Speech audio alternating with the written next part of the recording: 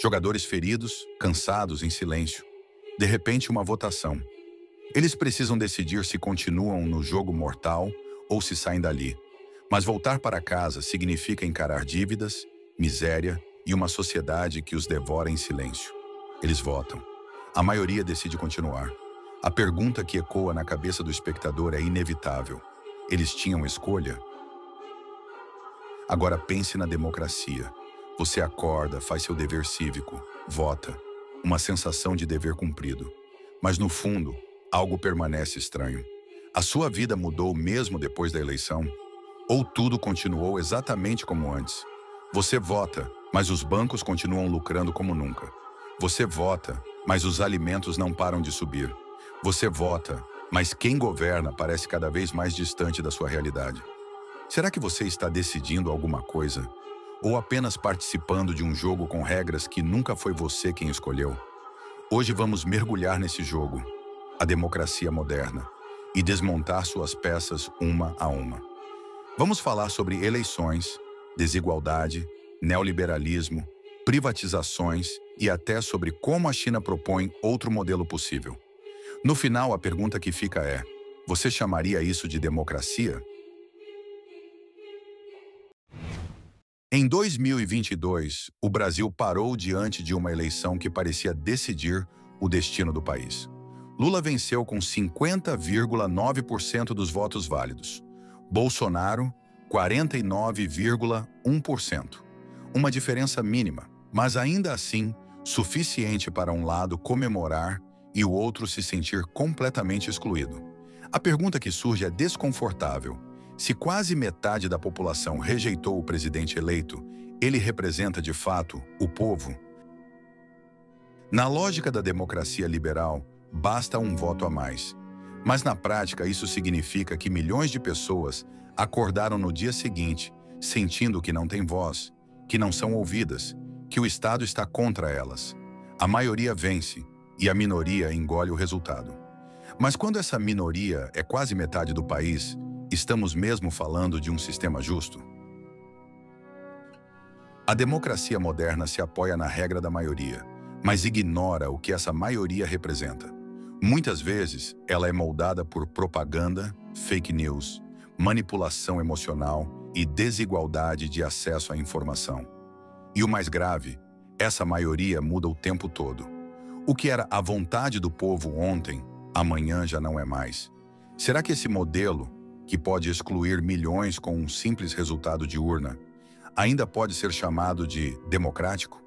Ou será que estamos apenas mascarando conflitos profundos com o verniz da legalidade? Quando pensamos na palavra democracia, logo imaginamos participação popular, igualdade, liberdade de expressão. Mas a origem desse conceito é muito menos inclusiva do que parece. Na Grécia Antiga, berço da democracia ocidental, apenas uma pequena parcela da população tinha direito ao voto. Para participar das decisões da polis, era preciso ser homem, adulto, livre e proprietário de terras. Mulheres, estrangeiros e escravizados, que juntos compunham a maioria da população, não tinham qualquer direito político. Ou seja, desde sua origem, a democracia foi construída para manter o poder concentrado em uma elite. E o mais curioso é que, embora hoje tenhamos eleições universais, o espírito dessa exclusão original continua vivo. Só que de forma mais sofisticada. Hoje, a exclusão não é feita pela lei, mas pelo acesso, pelo dinheiro, pela informação, pela desigualdade educacional. Pessoas votam, mas quantas realmente têm consciência do que está em jogo? Quantas conseguem acompanhar o debate político de forma crítica, livre de manipulação? O modelo democrático continua parecendo amplo, mas no fundo, ele ainda serve aos interesses de poucos, exatamente como no passado. A diferença é que agora o espetáculo é maior e a ilusão muito mais convincente. Em A Ideologia Alemã, Marx e Engels foram diretos. O Estado moderno nada mais é do que o comitê executivo da burguesia. Um aparato criado para manter a dominação de classe sob a aparência de ordem e legalidade. Para eles, a democracia representativa não é um espaço de emancipação popular, mas sim um palco controlado, onde o povo é chamado a participar de tempos em tempos, apenas para legitimar o poder de quem já manda. Pense nas campanhas eleitorais. Quem consegue de fato disputar uma eleição? Quem pode pagar por marqueteiros, publicidade, redes sociais, segurança? Quem banca essas campanhas? O povo vota, mas quem define o jogo são os financiadores. Grandes empresários, bancos, conglomerados de mídia. Os interesses do capital entram nas urnas muito antes do voto ser depositado. Marx escreveu com amargura realista: a classe que detém os meios de produção detém também os meios de produção das ideias. Ou seja, até o pensamento democrático pode ser moldado por quem tem dinheiro para controlar a narrativa. Por isso, votar não significa mandar, significa participar de um sistema onde as regras já estão dadas, e onde mudar as regras, esse sim, é o verdadeiro tabu. A democracia burguesa não é uma mentira completa, mas é uma meia-verdade perigosa, porque nos faz acreditar que temos poder, quando na verdade estamos apenas validando o poder dos outros. Se antes a dominação se dava pela força ou pela exclusão direta, hoje ela opera de forma mais sutil e talvez mais eficaz. O neoliberalismo não apenas controla instituições. Ele molda a forma como pensamos, agimos e nos enxergamos. Em A Nova Razão do Mundo, Dardot e Laval explicam que o neoliberalismo vai além da economia. Ele se torna uma lógica de vida, uma racionalidade que transforma tudo, inclusive você, em capital. Não basta mais votar. É preciso performar, mostrar resultados, se destacar, ser produtivo.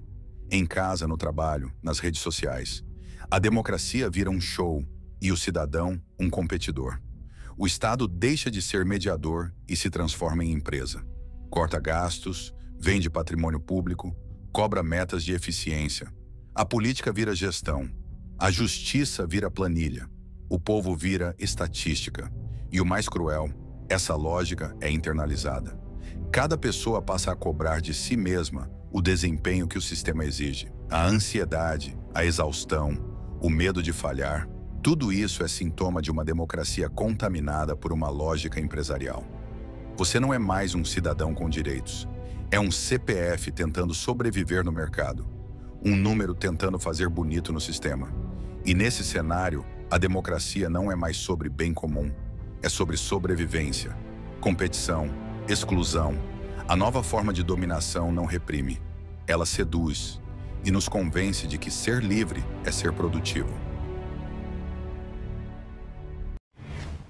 Se você quer entender o verdadeiro rosto da democracia liberal, observe como as decisões são tomadas quando o assunto é dinheiro público. Especialmente quando se trata de vender aquilo que pertence a todos: as estatais, os recursos naturais, os serviços essenciais. Nos últimos anos, o Brasil passou por um processo intenso de privatizações.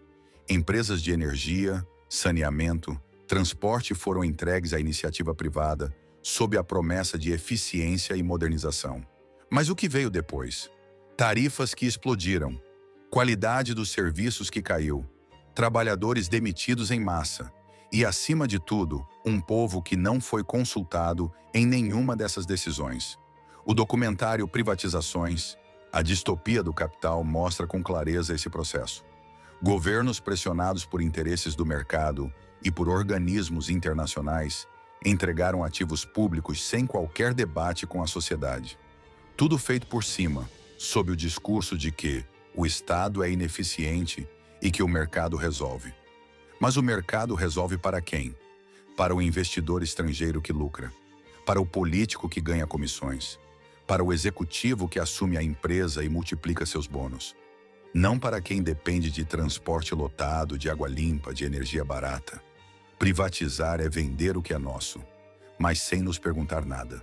E no fim a conta sobra para o povo, que paga mais, sofre mais e ainda assim é acusado de ser o problema. Quando pensamos em democracia, automaticamente associamos ao modelo ocidental. Eleições diretas, liberdade de imprensa, multipartidarismo. Mas será que essa é a única forma possível de participação política? Na China, o modelo é radicalmente diferente. Não há eleições presidenciais como conhecemos. O Partido Comunista governa há décadas, e isso costuma ser usado como argumento para acusar o país de ser uma ditadura. Mas há outro lado dessa história que raramente é contado. Segundo pesquisas como as citadas por José Kobori, 93% dos chineses dizem preferir segurança à liberdade abstrata. E isso se reflete em uma estrutura de governança baseada em resultados. Lá, prefeitos, governadores e quadros do partido são constantemente avaliados, não por popularidade nas redes sociais, mas por indicadores de gestão, redução da pobreza, desenvolvimento regional, educação, infraestrutura. Quem não entrega, não sobe.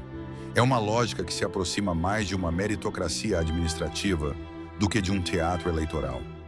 Isso significa que o modelo chinês é perfeito? Claro que não. Mas ele levanta uma questão essencial.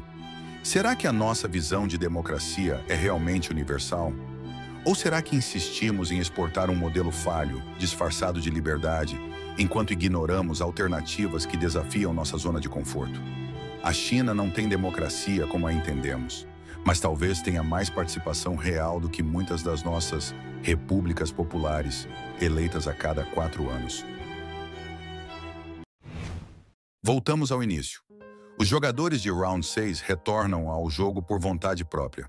Eles votaram, escolheram continuar. Mas será que tinham escolha de verdade? Lá fora, a dívida, a humilhação, a fome.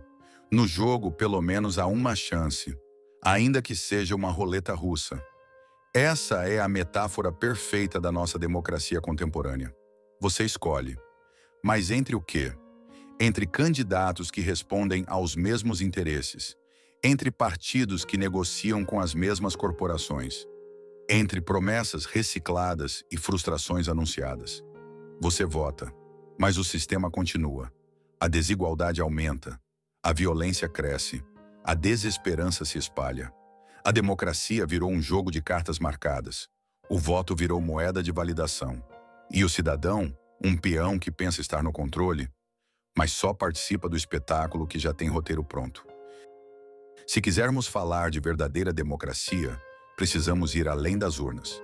Precisamos de participação constante, educação crítica, distribuição real de poder.